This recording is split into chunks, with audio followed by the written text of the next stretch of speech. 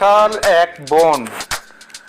সেই বনের কাছে একটা কাক, একটা ইঁদুর, কচ্ছপ ও আর একটা হরিণ মনের আনন্দে বাস করত। তাদের মধ্যে ছিল খুব বন্ধুত্ব। এই বন্ধুত্বের জন্য তারা চারজন একে অপরের সুখ দুঃখের সঙ্গী ছিল। দিনের শুরুতে এই চার বন্ধু খাবারের সন্ধানে বেরোতো। ফিরে এসে সূর্যাস্ত পর্যন্ত চলতো তাদের গল্পের আসর। দেশ বিদেশের নানা গল্পে মেতে উঠত এই চারজন। গল্পে আনন্দে ভালোই দিন কাটছিল এই চার বন্ধু।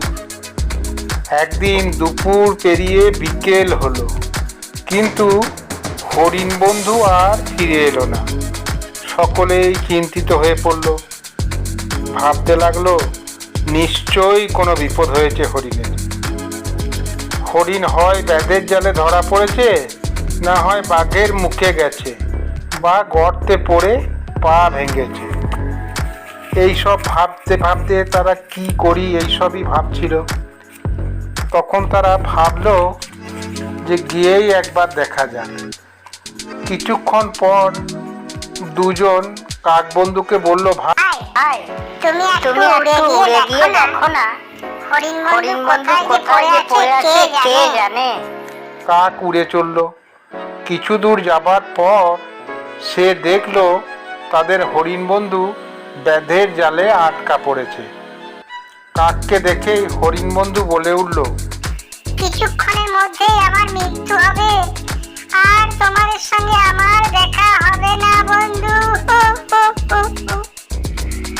চিন্তা করো না বন্ধু, বলে উঠল কাক। আমি এখনই ইন্দুর বন্ধুকে নিয়ে আসছি। সেই মুহূর্তের মধ্যে তোমার জাল কেটে মুক্ত করে দেবে তোমাকে। এরপর কাক উড়ে উড়ে চলল তার সেই পুরনো বন্ধুরা যেখানে আছে সেই জায়গার উদ্দেশ্যে। উড়তে উড়তেই সে দেখলো বন্ধুরা খুব চিন্তিত হয়ে আছে। কাক উড়ে গিয়ে অন্যান্য বন্ধুদের হরিণ বন্ধুর বিপদের কথা বলতেই ইঁদুর কাকের পিঠে ওপর চড়ে বসলো। এরপর কাক সেই ইঁদুরকে পিঠে নিয়ে উড়ে যেতে লাগলো যেখানে তার হরিণ বন্ধু আছে। কাক ইঁদুরকে পিঠে নিয়ে দেখলো যে হরিণ এখনো কেঁদে চলেছে। এরপরে সে হরিণের পাশে এসে ইঁদুরকে নামালো। হরিণ বন্ধুর কাছে এসে দাঁত দিয়ে সে জালের বাঁধন কেটে ফেলল। মুক্ত হয়ে সে বন্ধুকে ধন্যবাদ জানালো। হঠাৎ ঘাসের বনে শব্দ উঠল। কাক বলল, বন্ধু, ব্যাধ আসছে। দেখা গেল ব্যাধ নয়, কচ্ছপ বন্ধু আসছে।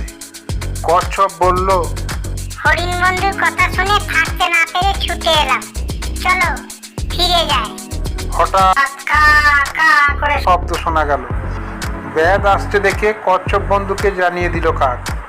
বেচারা কচ্ছপ মন্দ গতির জন্য আর লুকাতে পারল না, ব্যাধের হাতে ধরা পড়ল। হরিণকে দেখতে না পেয়ে ব্যাধ জাল গুটিয়ে কচ্ছপকেই দড়ি দিয়ে বেঁধে ধনুকের ডগায় ঝুলিয়ে বাড়ির দিকে চলল। বন্ধুর শোকে সকলের চোখে জল এলো। কচ্ছপ বন্ধুকে বাঁচানোর জন্য সকলেই চিন্তা করতে লাগলো। কাক হঠাৎ বলল, আমি একটা মতলব ঠিক করেছি। ব্যাধ যখন যাবে বনের মধ্যে দিয়ে, তখন পথের ধারে কোনো জলাশয়ের পাড়ে গিয়ে হরিণ বন্ধু মরার মতো পড়ে থাকবে। আমি তখন হরিণ বন্ধুর মাথার কাছে গিয়ে এমন ভাবে ঠোকরাবো যে ব্যাধ ভাববে সে মরে গেছে। হরিণের লোভে তখন কচ্ছপকে মাটিতে রেখে সে হরিণকে দেখতে আসবে। এই ফাঁকে কচ্ছপ বন্ধুর বাঁধন কেটে আমরা তাকে মুক্ত করব।